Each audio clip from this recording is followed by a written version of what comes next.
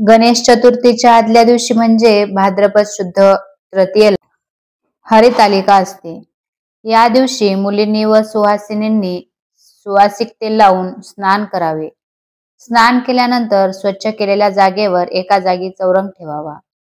रांगोळी काढून व केळीच्या खांबांनी चारही बाजूंनी सुशोभित केलेल्या चौरंगावर वाळू आणून पार्वती आणि सखीसह शिवलिंग स्थापित करावा. उजव्या बाजूस तांदळाच्या एका ढिगावरील सुपारीवर किंवा नारळावर गणपती मांडावा. समोर 5 विडे मांडून तेथे सुपारी, खारीक, बदाम, नाणे, फळ ठेवावे. सर्वप्रथम स्वतःला हळद कुंकू लावून देवासमोर विडे ठेवावे. अक्षदा, हळद कुंकू वाहून मनोभावे नमस्कार करावा.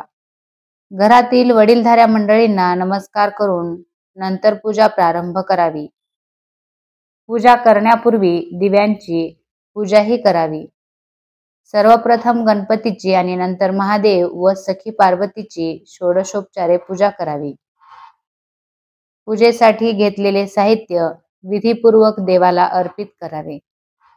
पूजेसाठी लागणारे साहित्य असे आहे: चौरंग, रांगोळी, तांदूळ, पाण्याचा कलश, ताम्हण, पळी, पंचपात्र, तसराळ, आसन, निरांजन, शंख, घंटा, समई, कापूर आरती, हळद कुंकू, अष्टगंध, गुलाल, बुका, चंदन, अक्षदा, उदबत्ती, कापूर, तुपाच्या व तेलाच्या वाती, विड्याची पाने, सुपाऱ्या, बदाम, खारका, नारळ, फळे, खडीसाखर, गुळ, खोबरे, पंचामृत, कापसाचे वस्त्र, कोरे वस्त्र, तसेच फणी, काजळ, गळेसरी, कांगणे, आरसा इत्यादी सौभाग्यद्रव्य.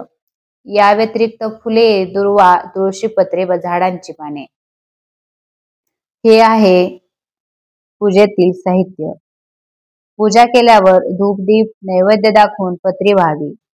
हरितालिकेच्या पूजेत जी पत्री वाहतात त्यांचे क्रम असे आहे: बेल, आघाडा, मधुमालती, दुर्वा, चाफा, कण्हेर, बोर, रुई, तुळस, आंबा, डाळिंब, धोत्रा, जाई, मरवा, बकुळ, अशोकाची पाने ही आहेत पत्री. नंतर मनोभावे प्रार्थना करावी. कुमारिकेने इच्छित वर मिळवण्यासाठी तर सुवासिनीने अखंड सौभाग्य लाभू दे अशी प्रार्थना करावी. दिवसभर कडक उपवास करावा. शक्य नसल्यास फलाहार करावा. या दिवशी आगीवर बनवलेला कोणताही पदार्थ खात नाहीत. नंतर रात्रभर झिम्मा, फुगडी, टिपऱ्या, गोफ इत्यादी खेळ खेळत जागरण करून हरितालिकेची कथा ऐकून आरती करून 12 नंतर रुईच्या पानावर दही घालून ते खावे. दुसऱ्या दिवशी उत्तर पूजा करून ती लिंगे विसर्जित करावी.